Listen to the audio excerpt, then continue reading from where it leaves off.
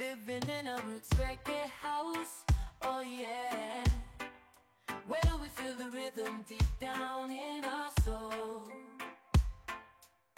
Embracing our cultural heritage, oh yeah.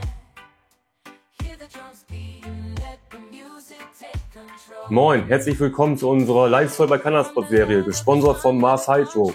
Und diesen April gibt ein Spezial bei Mars Hydro. Und zwar haben wir ihr 420 Special.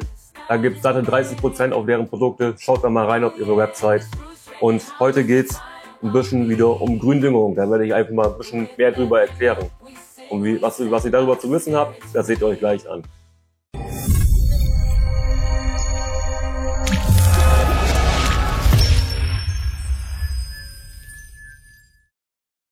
So, Jungs und Mädels, das ist jetzt eine Woche her, seit wir gegossen haben. Ich habe nur diese 5% in dieser Woche gegossen. Ich habe da noch nicht wieder reingeguckt. Das heißt, ich habe auch nicht den Luftbefeuchter wieder aufgefüllt. Heute werden wir nochmal gießen, und zwar mit effektiven Mikroorganismen und natürlich den Saponinpulver, damit ihr das schön gleichmäßig in Substrat verteilt. Ja, hier habe ich schon mal Wasser vorbereitet. Und ich würde sagen, wir gehen jetzt mal langsam ins Zelt rein, gucken uns mal an, was die Gründüngung da gemacht hat, ob es überhaupt was geworden ist. Und ja, da sehen wir uns denn jetzt mal an. Ja, ich hoffe, ihr seid genauso gespannt wie ich. Ich würde sagen, wir gucken mal rein hier in unseren 120x120 Mars Hydro Setup. Und da hat man ja immer diese schöne kleine UV-Brille dabei. Da habe ich mir das Etui einfach mal am Reißverschluss gehangen. So habe ich es immer griffparat, da ich ein bisschen schusselig bin. Nachher eine Blüte kann ich mir die immer direkt aussetzen, kann ich direkt wieder hier reinmachen. Hab sie immer griffparat, liegt nicht irgendwo in der Ecke rum, kann nicht irgendwie kaputt gehen oder sonst irgendetwas. Und ich würde auch sagen, wir machen mal auf und dann gehen wir mal zusammen hier rein und gucken uns mal an, wie es hier aussieht.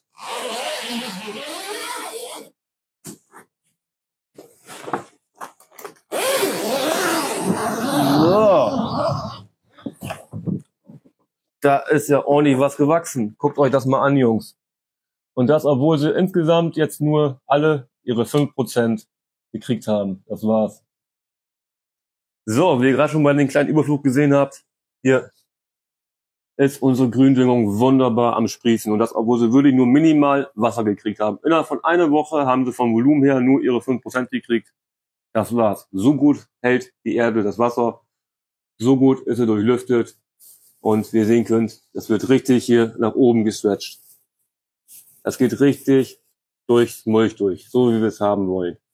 Und ich habe euch ja gesagt, wir wollen hier ein bisschen über Gründüngung heute mal reden. Warum ich genau diese 3 Sorten immer auswähle gerne, weil die eine sehr gute Symbiose mit der Living Soil eingehen. Wir haben unseren Inkarnatklee. Der hat die geile Eigenschaft, dass er Stickstoffe aus der Atmosphäre bindet und die dann wirklich wieder ins Substrat hineingibt. Das ist wirklich ein sehr großer Vorteil von dem Inkarnatklee. Der fixiert Stickstoffe aus der Luft, tut sie dann über Wurzeln und so weiter wieder in die Erde einbinden. Dann haben wir unter anderem unseren Gelbsenf. Gelbsenf ist dafür da, damit ihr keine Schimmel kriegt und so weiter, damit ihr keine einen großartigen Fungozidplage kriegt, weil es ist ein natürliches Fungozid. Die Senföle, die helfen dabei, den ganzen schädlichen Schimmel und so weiter vorzubeugen. Und es ist ein großflächiger Decker, das heißt, wenn ihr zum Beispiel Outdoor Grow, dass da keine anderen Sachen durchkommen können, weil die halt durch diese Großdecker halt kein Licht kriegen zum Keim und so weiter. Dann hat das nochmal die Eigenschaft, dass wenn ihr jetzt eine Erde habt, wo ihr zum Beispiel jetzt viele Schädlinge zum Beispiel drin habt oder eine Erde, die ihr halt probieren möchtet mit Kompost von draußen und so weiter, der vielleicht mit Schädlingen behaftet ist er auch ein ganz guter Schädlingshemmer, weil er auch Larven in der ersten Bodenschicht von sogenannten Nematoden, bösartigen Nematoden halt killt. Das ist halt ein Nematodenkiller. Das heißt, in der ersten Bodenschicht werden die Nematoden gekillt, auch andere Eier und Larven werden davon getötet. Und ja, das ist halt das Gute daran, dass halt der Gelbsenf natürliches Fungizid und Pestizid ist, was halt dann wirklich Larven und Pilzbefall und so weiter sehr stark minimiert. Dann haben wir nochmal, als nächstes haben wir unseren Facelia. Und Facelia hat auch den Beinamen Bienenfreund. Das ist eine sehr schnell blühende, wachsende Pflanze, die Wurzeln sehr tief in die Erde dringt. Das heißt, Wenn ihr Verzehler anpflanzt als Gründüngung, habt ihr den Vorteil, dass die Pflanzen tief in die Erde gehen, somit für Belüftung sorgen und somit halt das Wasser und so weiter als natürlich in die Erde leiten und so die Mikroorganismen sehr gut zehren können. Das ist der Grund, warum ich diese 3 Sorten ausgewählt habe, und ich finde, bis dahin bin ich wirklich sehr, sehr gut damit gelaufen. Die Erde ist perfekt ausbalanciert. Es hilft dabei, die Erde auszubalancieren, gerade wenn ihr frische Erde habt. Wir benutzen Sachen wie Basaltpulver, Calciumsulfat kommt bei uns rein. Das sind alles natürliche Mineralien, aber die sind halt auf Salzbasis. Ne, Mineralien sind Salze. Das andere sind Mineralien nicht. Ne, das ist ja der Name Mineral, heißt es ist ein Salz. Von daher haben wir immer erstmal eine starke Salzkonzentration in der Erde, wenn wir so eine Erde frisch anmischen. Deswegen kann es passieren, wenn ihr nicht gut etablierte Stecklinge habt oder frisch darin keimen wollt, dass ihr Probleme kriegt. Die Pflanze wird nicht kaputt gehen. Das weiß ich aus Erfahrung. Die Erde, die wird zwar die ersten Wochen ein paar Mangelerscheinungen haben und so weiter, ein bisschen was von Stress zeigen, aber das ist absolut gar kein Problem, weil innerhalb von 3 Wochen oder so wird sich die Pflanze komplett erholen. Dann gebt ihr noch 2 Wochen Veggie und dann habt ihr eine starke und gesunde Pflanze drin. Wenn ihr jetzt die Erde frisch macht und ihr schon so eine Woche schon Gründung drin habt oder 3, 4 Tage und das fängt schon an zu sprießen, wenn ihr dann zum Beispiel schon einen Steckling habt, der schon einen guten Wurzelballen hat, der schon gut etabliert ist, könnt ihr ihn auch direkt einpflanzen. Das ist absolut gar kein Problem. Dann lasst ihn 1, 2 Wochen wachsen, ab in eine Veggie oder so lange wie ihr möchtet. Gar kein Problem, läuft super, könnt ihr direkt loslegen mit. Und das sind halt die absolut guten Vorteile von Gründüngung. Sprießen wie Wahnsinn hier, die pushen das alles schön nach oben, den Mulch. Drückt den jetzt hier ein bisschen runter. Einmal überall ein wenig runterdrücken.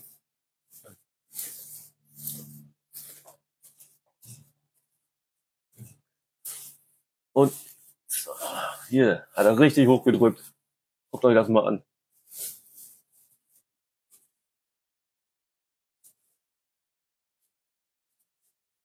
Und da ich eine Woche lang nicht hier war, habe ich jetzt auch gemerkt, können die Lampe ein bisschen höher drehen, weil die fangen ein bisschen an, nach Licht zu gieren, sag ich mal. Die werden ein bisschen, langhalsig. Das hat man runterdrücken gemerkt, aber das passiert, wenn man eine Woche nicht nicht reinguckt.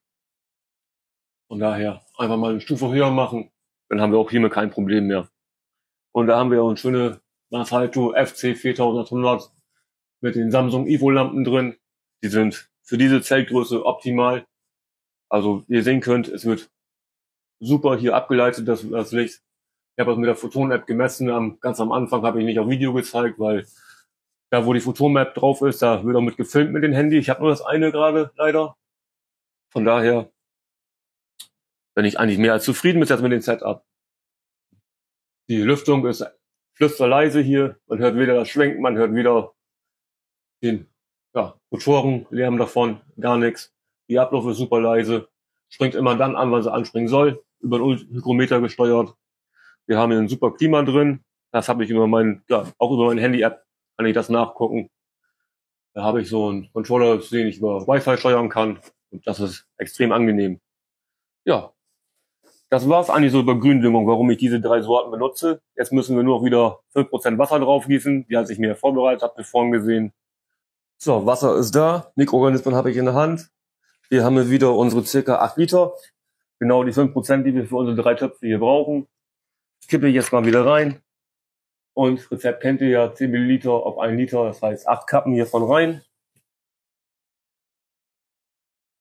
Und das sind wirklich so meine Standardsachen, die habe ich eigentlich immer drin. Saponin, Mikroorganismen, das ist so für mich das Must-Have, was wir reinhaben solltet, damit auch wirklich immer das ganze Leben bei euch in dem Boden drin bleibt und sich vernünftig vermehren kann. So, ich glaube, das war jetzt Nummer 6, 7 und die letzte. Aber wenn ihr noch 1, 2 Kappen mehr reinmacht, ist nicht so wild. Wie gesagt, don't panic, it's organic. Gar kein Problem. Das verkraften die. Denn noch einmal unser wunderbares Saponin, damit wir auch eine kleine Schaumparty kriegen. So, einmal ein bisschen wieder mit der Hand.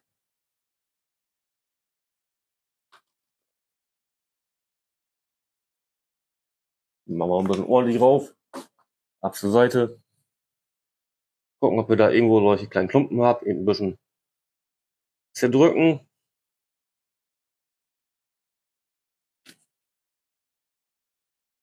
Gleich in der Hand zerdrücken. Gar kein Problem.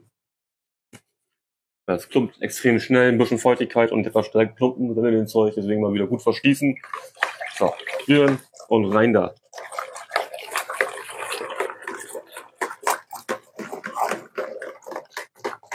So, alles vernünftig verrühren.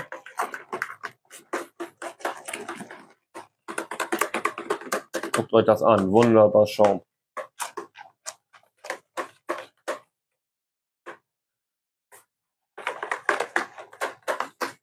So, hier, guckt euch das mal an.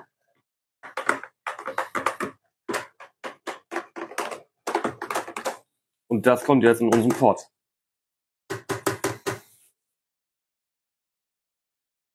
Wie ich schon in den letzten Videos immer wieder sage, je feiner und je langsamer, umso besser wird es.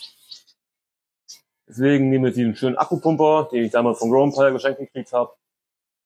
Braucht ein bisschen Anlaufzeit, aber dann, bis er durch den ganzen Schlauch durch ist, wenn ich den Schlauch mal reingelegt hätte. Jetzt kann es losgehen.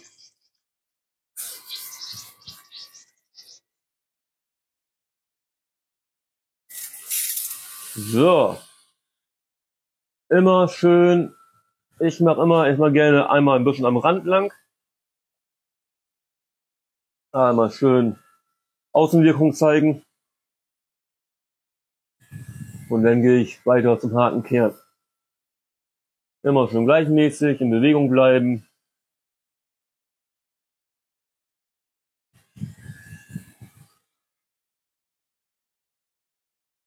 Und das machen wir jetzt mit allen anderen Töpfen auch, bis das Wasser leer ist. Und wie ich schon mal gerne sage, ich mache es gerne in 2 Abschnitten. Einmal die Hälfte jetzt, denn die Hälfte ist circa eine Stunde, 1 bis 2 Stunden später.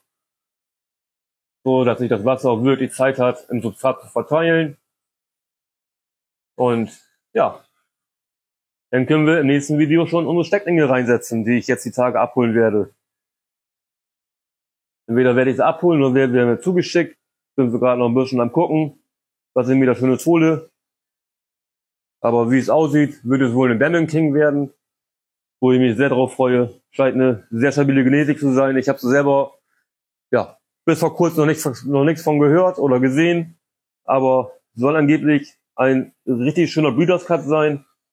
Und da bin ich mal gespannt, ob ich die bekomme. Wenn nicht, dann lassen wir uns überraschen. Leider hat es mit der Nose Candy nämlich nicht geklappt.